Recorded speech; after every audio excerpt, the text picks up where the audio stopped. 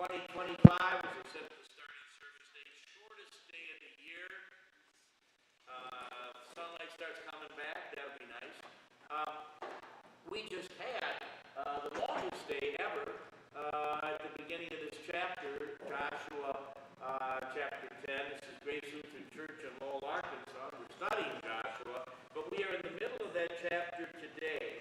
And so what I would like to do is have you turn to verse chapter 10, Joshua, verse 15. And that's where we're going to start this morning. We'll begin with a prayer.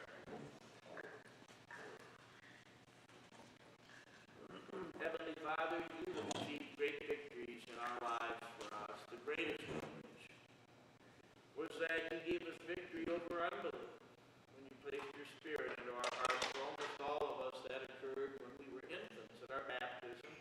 For others among us, it occurred later in life. But regardless, you captured us from the enemy, restored us to yourself.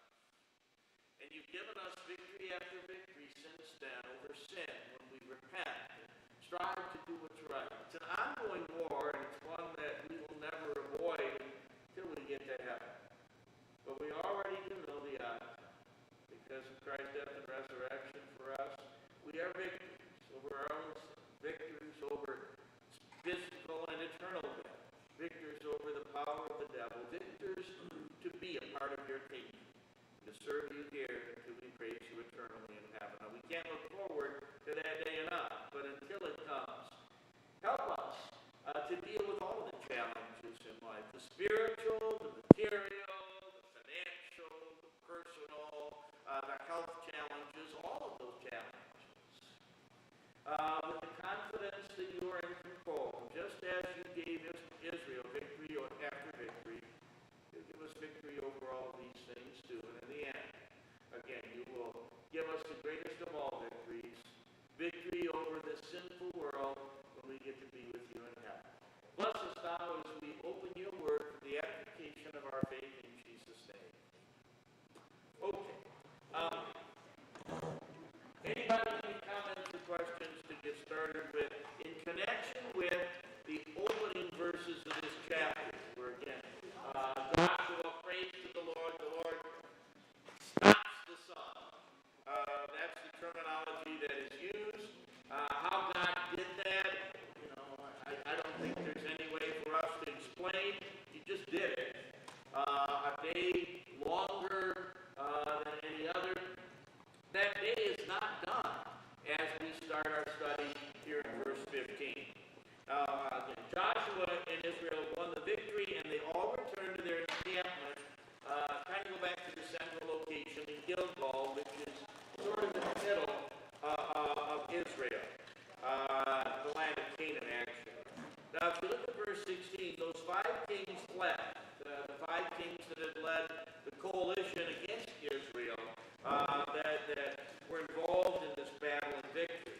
They fled and hid in a cave at Makkedah. It was reported to Joshua that 5 kings had been found hiding in the cave at Makkedah. So Joshua said, roll large stones against the mouth of the cave, and station men over it to guard it. But you do not stand still. Chase your enemies and attack them from the rear. That's why the days extended to get the enemy that are running away. Do not give them a chance to get to their cities, because the Lord your God has given them into your hand. When Joshua and the people of Israel had inflicted a devastating blow upon them, to the point that they were almost wiped out, though a small group of survivors escaped into the fortified cities, then all the people returned safely to the camp of Joshua at Makkedah. No one dared to speak a word against the people of Israel, against any one of them. Then Joshua said, open the mouth of the cave and bring those 5 kings out to me from the cave. They did so and brought those 5 kings out to him from the cave, the king of Jerusalem, the king of Hebron, the king of Jarmuth, the king of Lachish, and the king of Eglon. When they had brought those kings out to Joshua, he summoned every man of Israel and said to the commanders of the fighting men who had gone with him, come, put your feet on the necks of these kings. So they came and put their feet on their necks. Then Joshua said to them, do not be afraid, do not be overwhelmed. Be strong and courageous, because the Lord will do these same things to all your enemies against whom you are waging war. Joshua struck them down after that, and after he had killed them, he hung them on 5 trees. They were hung on the trees until evening. At sunset, Joshua gave the command, and they took them down from the trees and threw them into the cave where they had hidden themselves. They placed large stones over the mouth of the cave, which remain there to this very day. Joshua captured Makkedah on that day, struck it down with its king with the edge of the sword. He devoted it to destruction, together with every living thing that was in it. He did not leave a survivor. So he did to the king of Makkedah what he had done to the king of Jericho, and of course all the other kings too that come against them. A couple of questions. Why do you think that the 5 kings were hiding in the cave? Scared? Okay, scared for their lives. Anybody, anything else?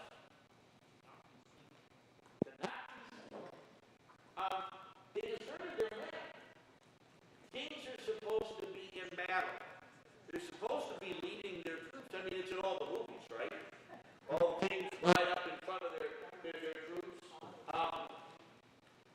The truth is, these kings probably were lagging behind all along. I'm going to ask you a history question, see if anybody knows this question, and you probably don't, you don't have to. Does anyone know who the greatest military defeat of the United States Armed Forces were during the Second World War? And this is one battle, not a long campaign. The biggest military defeat. Battle of the Bulge. Except we actually kind of won that. We were losing in the beginning, we won it at the end.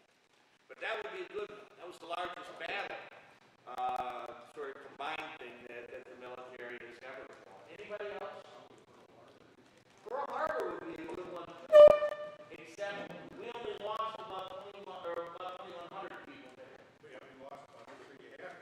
Well, yeah, we didn't need that something. Those were slow battles, yeah. Well, we actually weren't at war at that time. And that's right. Technically, we were not at war. At least we didn't know it. You know, it's actually in February 1943, and there's some application here. In North Africa, there was a battle called the Battle of Kasserine Pass. And the German forces under Field Marshal Rommel went through this pass, and they whipped the American military. Worst defeat the U.S. suffered during the Second World War, over 10,000 casualties. And part of why, and it kind of fits in here with these kings, part of why was that the commanding general of the U.S. forces was about 150 miles behind his troops in a bunker that he had built or had built for him. It wasn't anywhere close to his fighting men. And he ended up being fired. And this is kind of where the story of General George Patton takes the lead, because Patton now is put in charge of these troops, and they go on to victory after victory.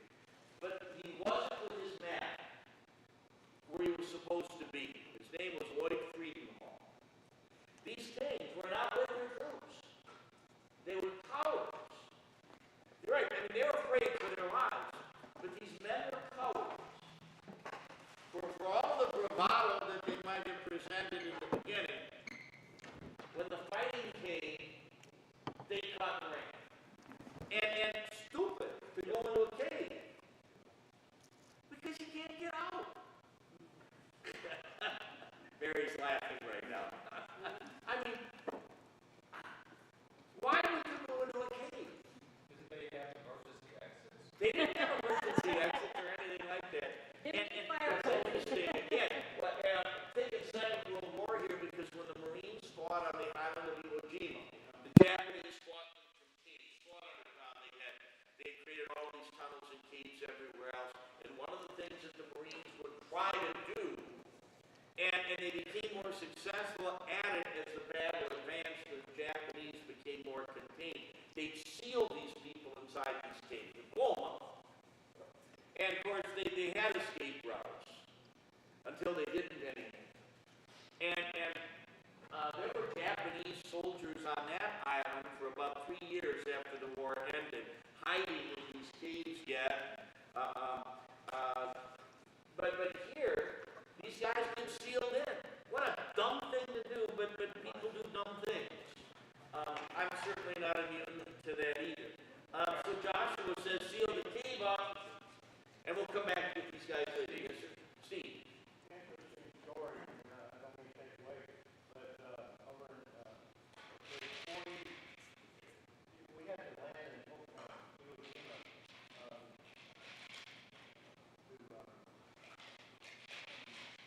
to refuel on the way home. And the Japanese, there's 40 Japanese, none of the Navy there, 40 U.S. Navy there. And they took us, and me and 3 other people on our airplane. They took the time to take us through some of these caves, went inside the cave, and took us to the Japanese commander of the base, and took us up on top of Mount Sarakaki, like that. So that was Cool. memory I was Steve was just saying that when he was in the Navy en route to Okinawa, they stopped in Iwo Jima. I think since then, because that was back like in the 1800s, right, Steve? I said that was back in the 1800s, right, when you stopped at Iwo Jima. That's a joke. But since then, I think we have turned the entire island back to the Japanese. But Steve, when he stopped on the island in transit, they flew him around the island, took him into some of the caves, and even up on top of Mount Suribachi. I envy you for that, because I have a real interest in that. My dad and uncles having fought in that war. I would love to be able to go back to some of those places that I know are pretty much the scars of the war are long gone. But anyway, here again, these kings are hiding. What does Joshua do? And it kind of raises the question. I'm going to go back to verse 21 in a minute. What does Joshua do to the kings? After he seals them in the cave and then unseals. Brings them out, kills them himself. Has his leaders put their feet on the necks of these kings, which shows submission. But what's interesting here is, I'm going to take you ahead for just a minute, a little extra Bible study. In the story of King Saul, Saul was sent into battle against the Amalekites. And God says, wipe them all out because of what they did to our people centuries earlier when they were involved in the Exodus and going to the Sinai Peninsula and the attack. I reserved them for judgment, and this is the time. Well, Saul defeats the Amalekites, takes quite a bit of plunder, even though God said, devote it all to me. He took the good stuff for himself and his troops, and he spared the king of the Amalekites. And he got in trouble for that. He was supposed to have killed the king. He wanted his son to do it originally. The son wouldn't do it. And so Saul does it himself. Kings were not supposed to kill, or military leaders were not supposed to kill the other leader. You left the underlings to do that. Joshua here has no hesitation. He's not following any of those cultural rules. He's following the Lord's orders, and Saul should learn years later that lesson. And he did, and it ends up costing him his kingdom. But God says, get rid of him. Joshua has no problem with that. Lops off the heads of all 5 of his kings and impales their bodies. Puts them up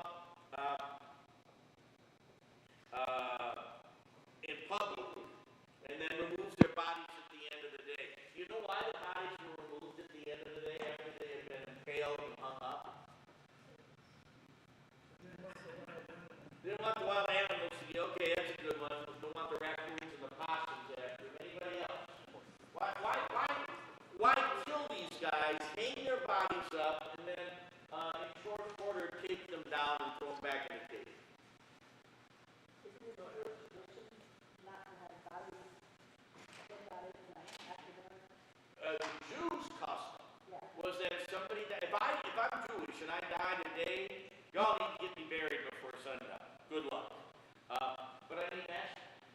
part of why, going back to those attacks on October 7th in Israel, the people who were taken hostage and killed, why it was so important to the Israelis to get the bodies back of all the captives, even the people who had been dead, because we have to give them a decent burial. Now, again, the desire is to bury them that day. Think of the story of the son of the widow of Nain to that. They're coming out of the city. While the boy had died that day, mom's not having much time to grieve here as they are going to the cemetery.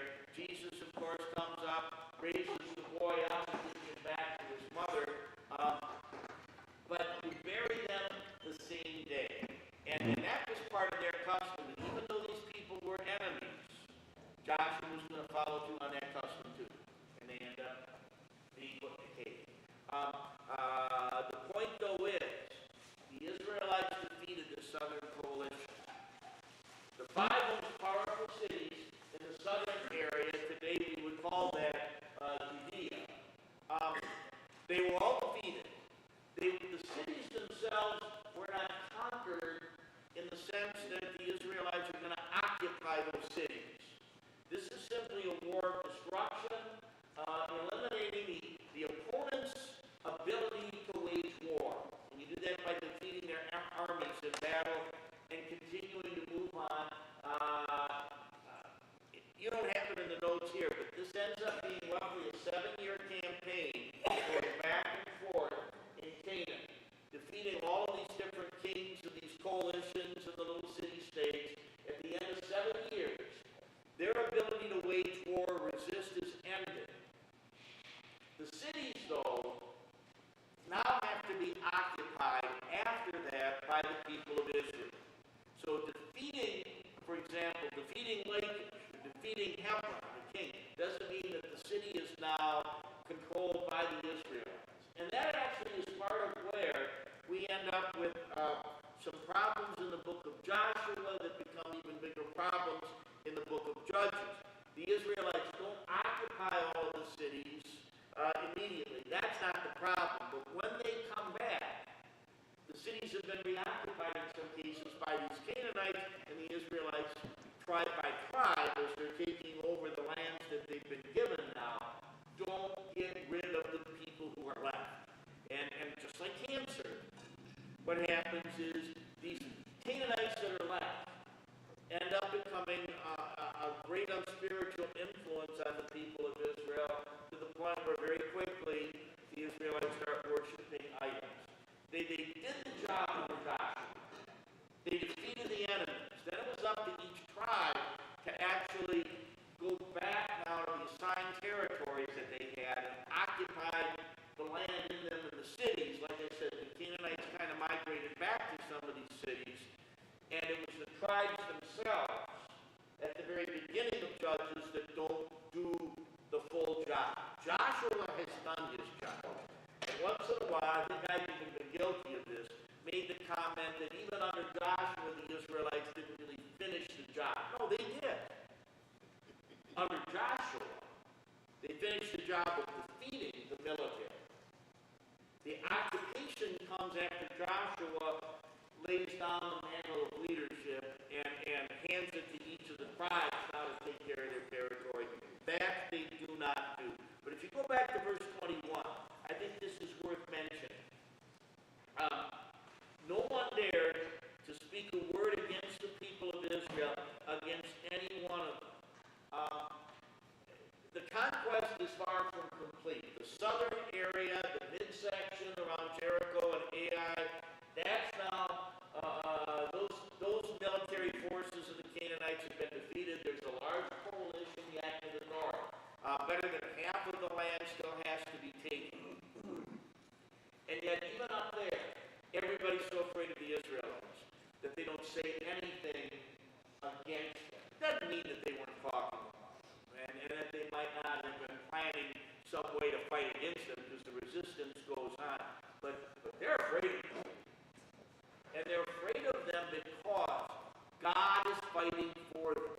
It's not that the Israelites are this great fighting force. Now, I read a history book a while back that was identifying some of history's greatest generals. And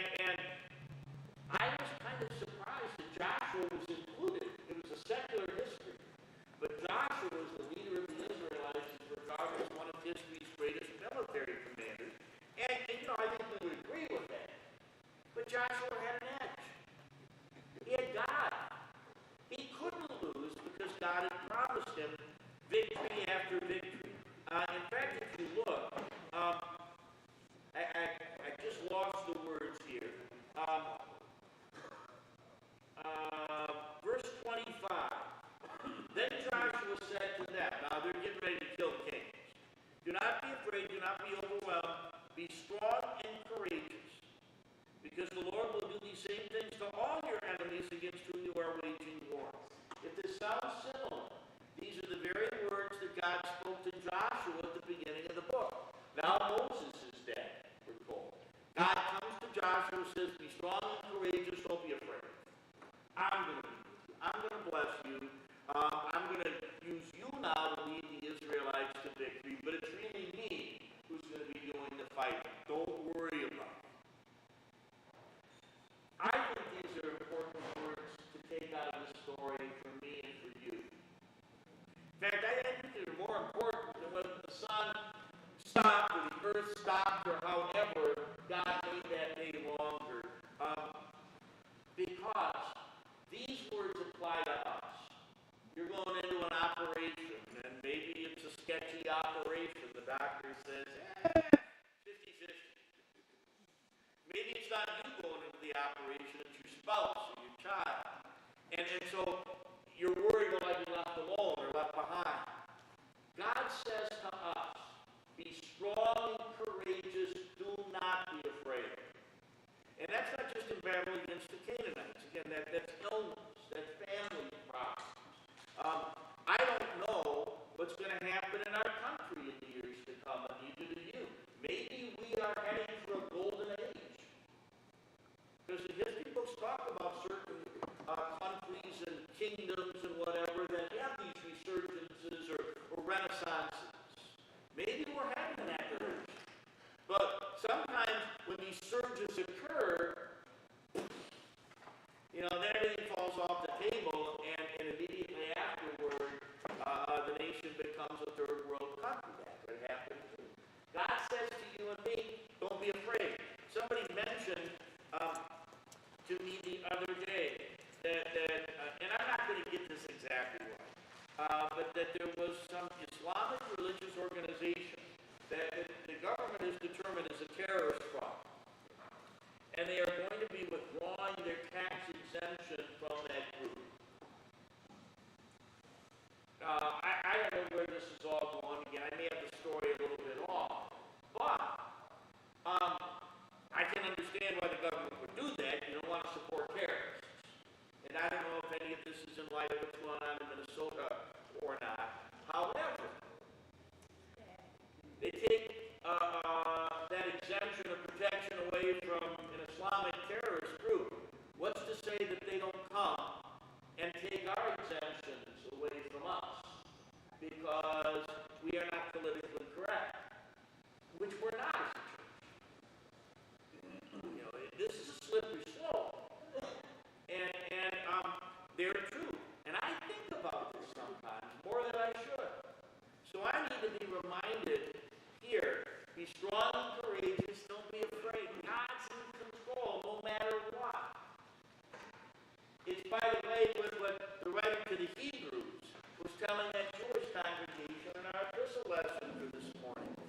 Don't be afraid to be persecuted because the Lord is with you. God's going to protect you. And maybe God is going to protect you by giving you death at the hand of your enemies and you go to heaven.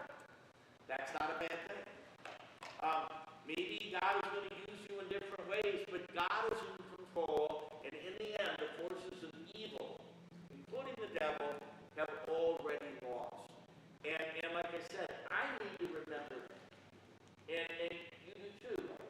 God blesses us as a church, and sometimes the blessings aren't as evident. And I know some of you wonder and worry. And it's easy to get discouraged when the church isn't as full as it used to be because there are people that just haven't come back since COVID. And others that are drifting away. There's been a general drift in our culture out of all churches in the last 5 or 6 years. God's just don't worry. I'm still in control of the church.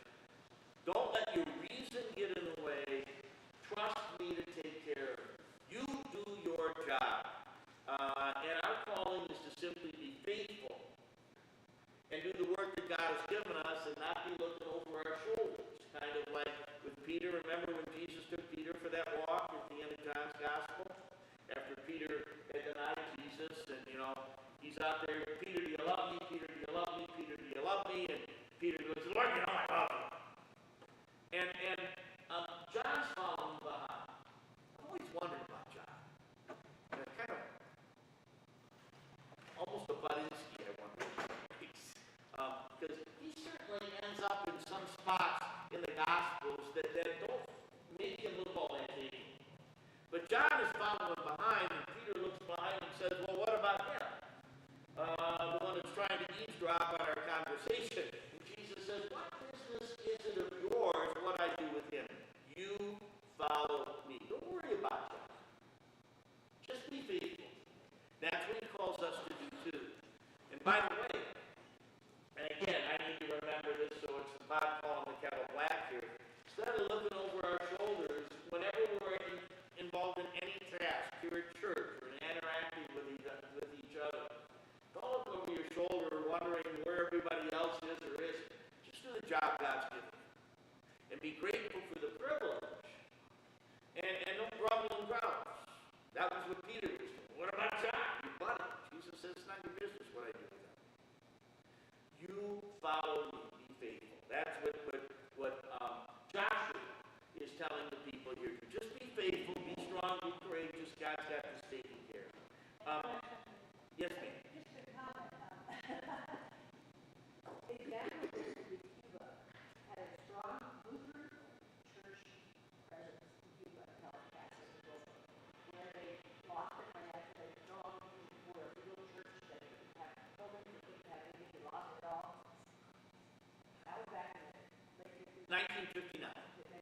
And my brother, as a missionary, went there. The first contact with those Lutherans, they were still surviving with Bibles that were 40 years old. Had a small, privately church body that was just hanging off by the seat. And my brother back then, from this remembrance of Puerto Rico, had no idea about it. And I thought they get there and go there and minister them and do this stuff. And we're still ministering to them in Cuba, even though you can't go in the front door. But it's, God kept them faithful and sent them somebody to help them. What Cindy was talking about was years ago there was a strong Lutheran church in Cuba before Castro took over, which obviously then was sent underground. For all intents and purposes, looked like it had disappeared.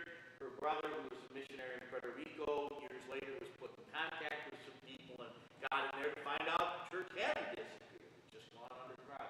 Same thing happened in China when the communist Chinese took over. And they tried to eradicate Christianity. And the church actually grew. Of course, China's going by leaps and bounds too, but the church grew in China during that period underground. There's actually very strong evidence, not just in those two settings, but across history. When the Christian church is persecuted, it always grows. And when it's enjoying comfort, stability, it becomes lazy. Now, I don't know if this is a good parallel or not, especially on Christmas Cookie Exchange Day for those of you that have acquired cookies right now. But what happens to almost all of us during the holiday season? We all get a little bit heavier, don't we? And those cookies and treats and everything else. And it's not just that, it's all the holiday gatherings. You blow your diet off. Now, Rick was telling me before he's on a diet, that's why he didn't get Christmas cookies. But my response to him was, we're all on a diet. And by the way, the only difference between diet and death is one letter. Nevertheless, what do? You get fat, sassy, and lazy, and you put a few extra pounds on, eating stuff you're not supposed to eat, get paid for it later. These gatherings are wonderful. Food's great, but it comes at a price. And I think sometimes when the church is comfortable, things are going great, it comes place too, that people can become complacent. And when God puts us to the fire, it not only tests us, it strengthens us in the end. And yeah, it burns off some dross. There are some people who disappear and fall away. Maybe they were never really there anyway, or there only because it was easy and others were carrying the water for them. But either way, in the end, always the church ends up being stronger and a part of it, especially when the persecutions involve the taking of lives. Something worth dying for is worth having. And that's a part of why, as Christians, we know that what really matters is what's ahead, not what's here. It's not the comfort and the success here. It's the victory that's already been given us in Christ. And again, Joshua is reminding his troops of that. They're going to have to go into battle. They have to march. They have to sweat. They have to fight. They have to be injured. Some of them are going to die. It's not like this is going to be a cakewalk. But in the end, the Lord is going to give you the victory. And as long as you believe that, you keep on marching forward. And that's his call to us also. Anybody? If not, let's move on to the next verses here. Verses 19 and following. Then Joshua and all Israel with him moved on from Makkedah to Libnah and waged war against Libnah. Now you'll notice a pattern here in what's going to follow in these verses. The Lord gave it into the hand of Israel together with its king. He struck Libnah with the edge of the sword. He, not Israel. Together with every living thing that was in it. He did not leave a survivor in it, so he did it to its king just as he had done to the king of Jericho. Next, Joshua and all Israel moved with him from Libnah to Lachish. He set up camp against it, waged war against it. The Lord gave Lachish into the hand of Israel. He captured it on the second day, and he struck it with the edge of the sword, together with every living thing that was in it, exactly as he had done to Libnah. Then Horam, king of Gezer, and by the way, Gezer is an old city, so these are old Gezers. Horam, king of Gezer, came up to help Lachish, but Joshua struck him and his people until he did not leave one survivor for him. Then Joshua and all Israel with him moved from Lachish to Eglon. They struck or set up camp against it and waged war against it. They captured it on that day and struck it with the edge of the sword, together with every living thing that was in it. So this is man and animals. On that day he devoted it to destruction, exactly as he had done to Lachish. Then Joshua and all Israel with him went up from Eglon to Hebron, and they waged war against it. They captured it and struck it with the edge of the sword, together with its king and all its settlements, and every living thing that was in it. He did not leave a survivor, exactly as he had done to Eglon. He devoted it to destruction, along with every living thing in it. Next, Joshua and all Israel turned back to Debir and waged war against it. He captured it, together with its king and all its settlements. They struck them with the edge of the sword and devoted to destruction every living thing that was in it. He did not leave a survivor, just as he had done to Hebron. So he did to Debir and its king, just as he had done to Libnah and its king. In this way, now going to verse 40, Joshua struck the whole land, the hill country. The hill country is kind of in the middle. It's where Ephraim and Manasseh and parts of Benjamin and Judah will settle themselves later on. The Negev is all the way down below the Dead Sea, kind of into the Sinai, the desert area. The Shephelah, that's the slopes that are heading toward the Mediterranean Sea, and the slopes together with their kings. Finally, you get the flatlands as well. So pretty much everywhere, he did not leave a survivor. Every breathing thing he devoted to destruction, just as the Lord, the God of Israel, had commanded. Joshua struck them from Kadesh Barnea all the way to Gaza, and from the whole land of Goshen, way down the border with Egypt, all the way to Gibeon, which is way up, toward the north. All these kings in their land Joshua captured at one time, because the Lord, the God of Israel, was fighting for Israel. Then Joshua and all Israel with him returned to camp at Gilgal. That's still not all done, because you got half the country yet or half the territory to take over. But the repetition here obviously is for a fact.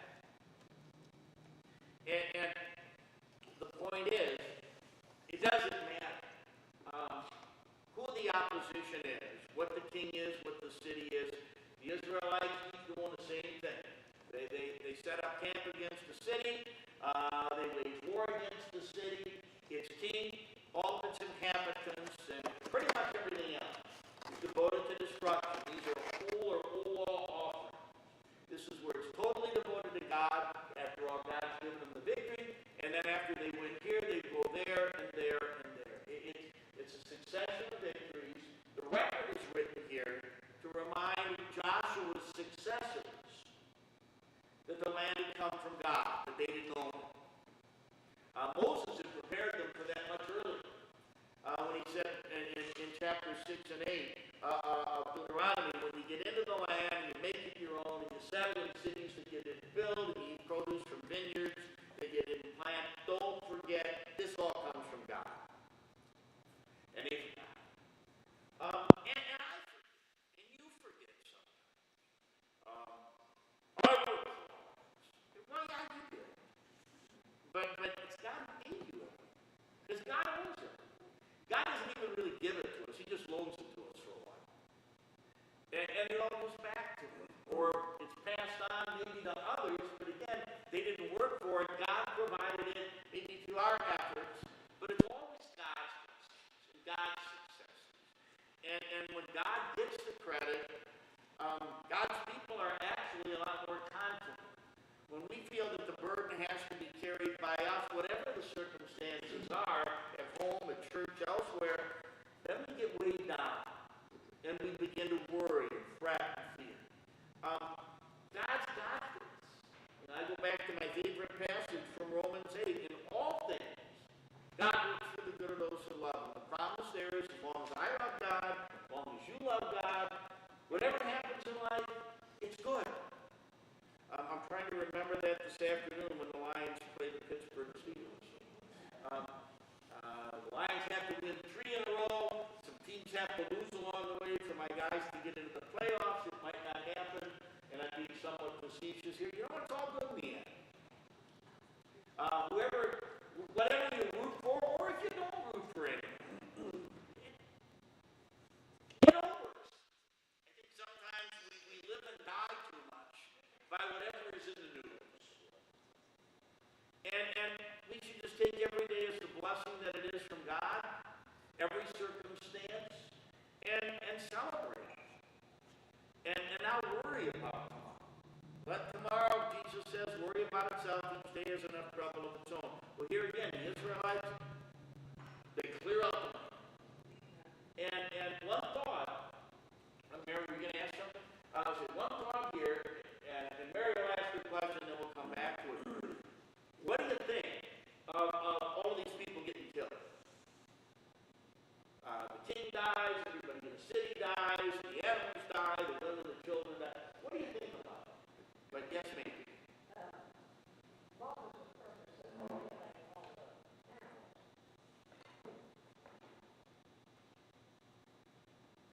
God said so.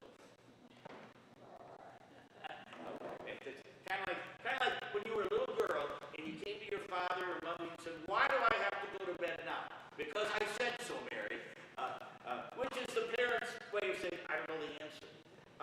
God does not give us a specific answer other than it all belongs to me. I can do whatever I want. And I'm giving you the land. They already have their flocks and herds anyway. But I've given you the land. These people are idol worship. They deserve to be damned to hell for their unbelief, and they will be. You know, as the Israelites kill these people, they're all going to hell. Their animals, well, many of those animals were used in the same capacity that the Israelites used their animals as offerings. So that potential is gone. That's about as good an answer as I can give. By eliminating these animals, there wouldn't be any potential later on for them to be used maybe as an offering for these pagan deities. But again, God is saying, I want everything. And maybe what that is, finally, there may be one other answer here. Might be one other answer. How many siblings did you have growing up? Two. Where did you fit in the continuum? Oh, the best. And a firstborn, I understand. I'm a firstborn too. And then, for those of you who aren't, well, sorry. But I was firstborn, period. I had a sister afterward, but Mom cuts the cake up. Who got the first pick? Who? That doesn't happen in my home. Talk to my wife for me, please. But let's just say that you get to pick first, because you're the first one. And so you look and you carefully survey everything, and you get a scale out and weigh it. You get a laser out even before there are lasers to make sure the measurements are exact. You're trying to get that largest piece of cake. But you look at that and go, I want that. And maybe a better example than even Mom cutting up 3 pieces of cake is there's 1 piece of cake left. Right now, in our home, you know what Pringles are? Okay. We got a Pringle the other day at home. The only one too good. And so Debbie brought some out of the freezer yesterday morning because we put it in the freezer. She had some and I had some. And there's a piece like this that's left. I have walked by that multiple times, including this morning after you left, thinking, but I think, what?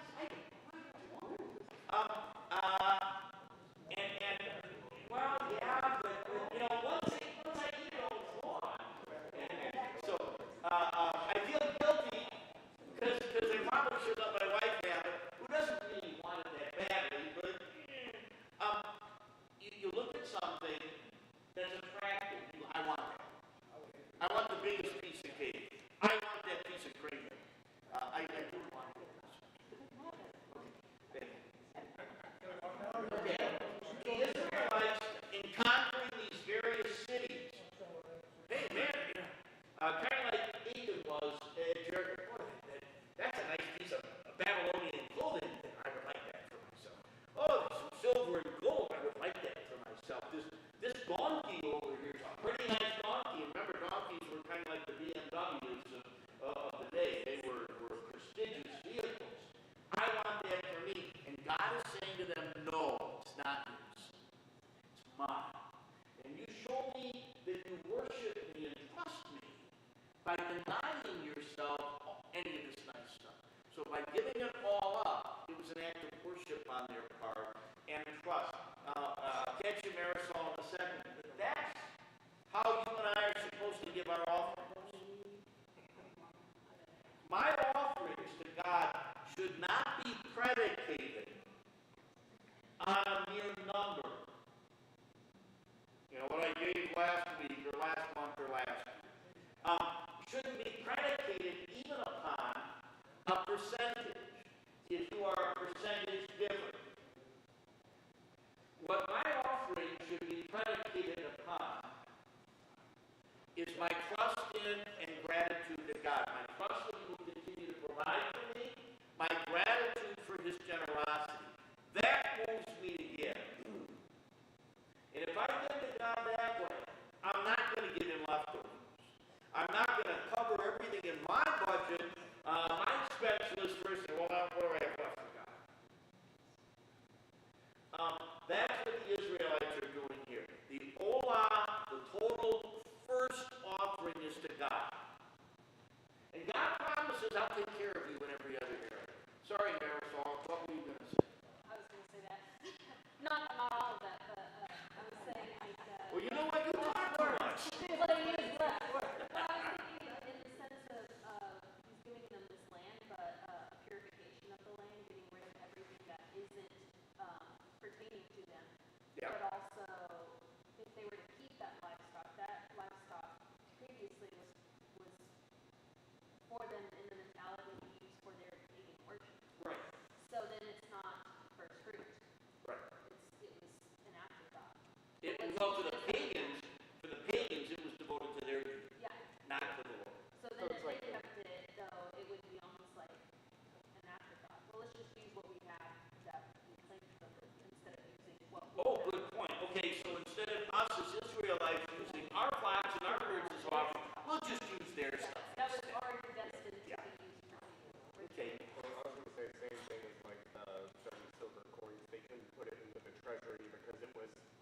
dirty money. These were dirty goods. Right. The 30 silver coins that Judas had been paid to betray Jesus. You're right. We can't use this now because it's blood money. What? You're the guys that gave it to him, and you knew what he was going to do. What hypocrisy there. Nevertheless, again, if ill-gotten gain, maybe that is more. And that was the case, getting back to Jericho and Achan. That was the case with Achan. His gains were ill-gotten. The silver, the gold, the Babylonian garment. He was not supposed to have that stuff. He took it anyway, thinking he was going to enrich himself. In the end, it not only damaged all of Israel, because they got whooped at the city of Ai, it cost Achan and his family their lives. We don't know if it cost them their souls. That's up to God. But it certainly cost them their lives. And sometimes ill-gotten gain can separate us from God. Yes, sir? Speaking of using the enemy's livestock to kill the enemy for sacrifice, that's exactly what the Israelites were going to do with the Amalekites' livestock. Remember, Saul said, not Saul, I'm sorry, Samuel, why are you bleeding of sheep? And, we're going to save those and sacrifice them to the Lord. That's right. Excellent point. I hadn't even thought about that. But yeah. We had and I wonder too if that stuff wasn't hidden a little bit. Samuel, I heard some sheep. Oh, yeah. Who were going to give that to God? We were going to give it to ourselves, Saul perhaps thought. But, and then the other part of that too, Saul blames everybody else. Well, the people, they wanted this stuff. Well, you're the king. I put you in charge. You're supposed to tell them no. It's kind of like, well, did your daughter Deborah ever fight to go to bed at night? No. She was always a good one. She was a perfectly obedient one. That one over there was wonderful as a little child. He would, not in every area, but at night, we'd be sitting downstairs, he had potted off 20 minutes earlier and gone, he put her bed on. His brother, on the other hand, we had to fight with. We had to actually, and I probably shouldn't have did this, I had to turn the lock on the door around and lock him in his room because he would come out. He came out to forage. This kid ate constantly, and what we were afraid was because the bedrooms were upstairs that this little kid would down the stairs at night. Of course, the other problem is the house catches on fire. Got him locked in the room. I mean, hollow door. But this was a good one that way. But assuming Deborah was a little resistant to going to bed, and Cynthia's gone and she comes home and it's now 10:30 and Deborah's up watching a movie with Dad. Cynthia says, "How come she's not in bed already?" "Well, she told me she didn't want to go to bed." Cynthia's going to look at you and go, "You're in charge around here. You're the parent. You don't take orders from a kid." Of course, that never happened.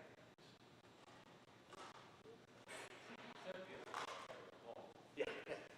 You are the king of the cast. I always say, I'm the king of the cast, and I just happen to be married to the empress. So, but anyway, you can see here, excellent point, Marisol and Rick. This stuff, if they'd taken it, they wouldn't have been able to give God their offerings, they'd have given God excess. But again, when you look at your offerings on Sunday, maybe to close with this, what are you giving the Lord? How do you determine what to give? Is it given out of fear, faith? Is it given after I've figured everything else out, or first fruits that God consistently calls for? Is it given out of fear or love? I don't know.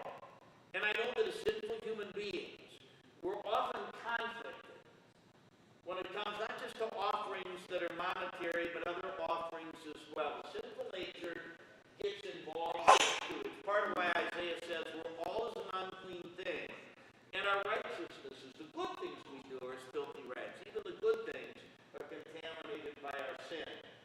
But there's still a difference between, to use the example of contamination, I got a dark suit on here.